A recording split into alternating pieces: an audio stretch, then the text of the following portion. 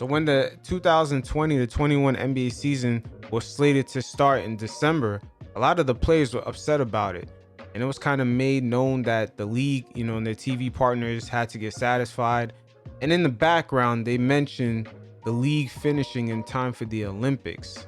But in retrospect, just looking at this, the Olympics and showcasing the NBA players versus the rest of the world might have been the goal here, due to the fact that the league, probably in the last 20 years or so, I would say around the end of David Stern's tenure, they've been heavily investing in building infrastructures in different parts of the world to develop the players that they have over there. And the 2021 Olympics is almost like a test run of how well the development has been working over there, because now you got to measure them up against the American competition, which is viewed as the gold standard.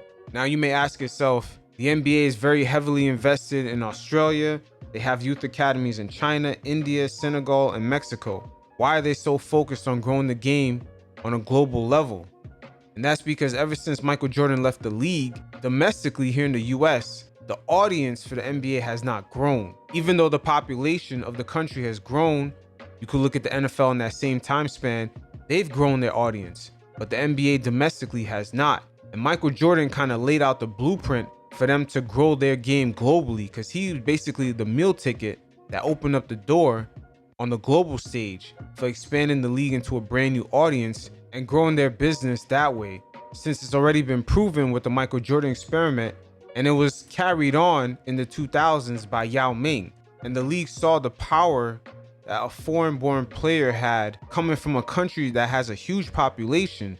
They saw how it could really affect the league. I mean, you look at the TV deal that the Rockets get and how much revenue it generates. The people in China view the Rockets as a national team. That's very powerful, especially for a country of billions of people. That's why you've seen a few years back, the Kings and the Indiana Pacers went over to India, another country that's growing in population, and they're trying to promote the game there. And once again, one of the academies I had mentioned is in India. So the NBA understands the power of growing an audience, especially in countries with growing populations. But the best way of doing this, and the only blueprint that they really have of doing this, is having a foreign-born player of that country play in the NBA, aka the example with Yao Ming. Now, the NBA right now is broadcasted in 215 different countries and 50 different languages between linear TV and streaming services. And last year, the Philippines, on an international level, gave the NBA their highest ratings.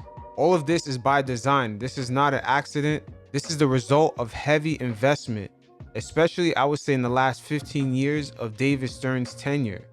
It started then and it's continuing with Adam Silver, and right now it's just starting to pay dividends, where a lot of the American fan base can see a lot of players, they're foreign born right now, especially coming out of last year's draft in 2020. I mean, you could even look at Team Canada right now. They got Lou Dort, RJ Barrett, Andrew Wiggins, Shea Alexander, Jamal Murray. I mean, just looking at the top players under the age of 25, at least 10 of them are foreign born.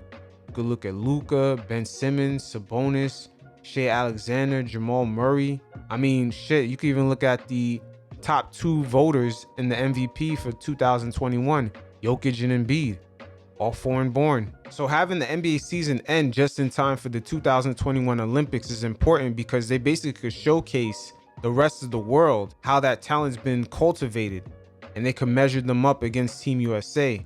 But it also kind of exposed a few different things about the NBA game, especially domestically.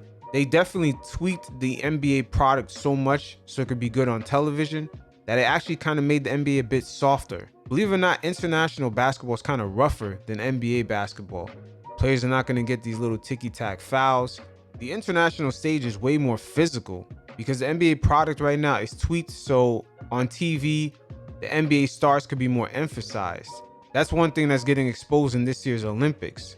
Also, the rest of the world is almost caught up. And when you see Team USA lose to certain countries, it gives a lot of these players the belief that they can be just as good as the NBA players. That facade that Team USA used to have, where they're pretty much the gold standard and they're unbeatable, is starting to wear away.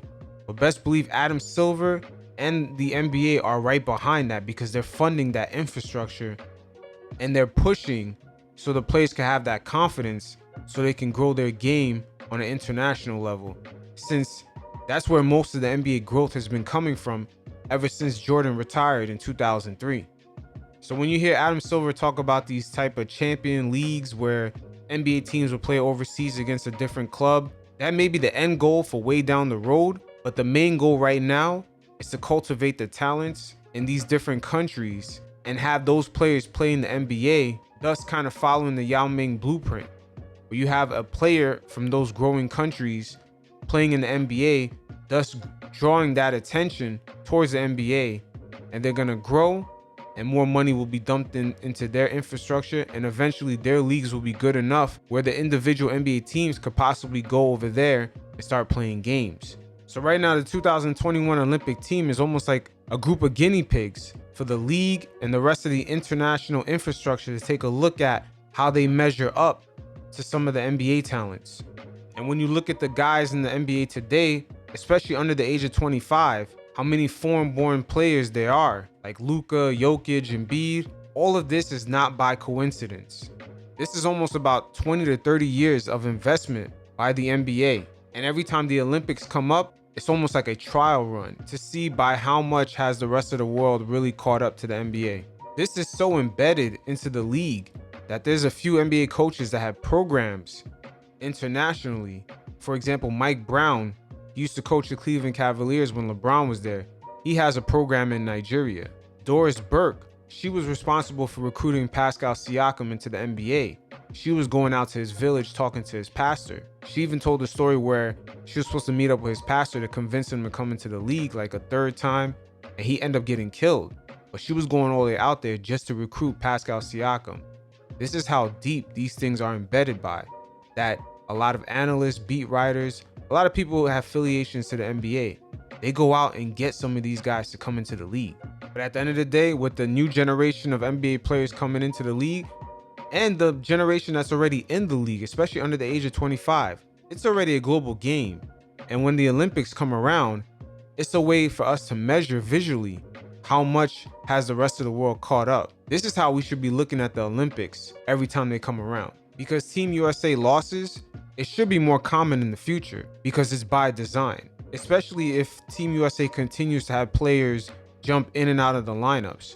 Most of these international teams keep the same group of players over and over again. You could even look at Luis Scola. He's like in his 4th Olympic, so you could tell how old he is. But a lot of these international teams, they tend to stay together as a unit, and the international rules favor them. So young kids that are watching these Olympic teams compete against Team USA gradually are going to be less scared of Team USA and deem them as more beatable as time goes on. Once again, that's due to the fact that the NBA is investing in the development of the youth academies overseas and just the overall infrastructure in many different countries of any player that's skilled in basketball. And also due to the influx of international talent that's already in the league right now. I mean, just look at Giannis winning the NBA Finals and winning MVP. That opened up the eyes of a lot of kids that are not born in America that they can make the NBA, and not only make the NBA, they can dominate.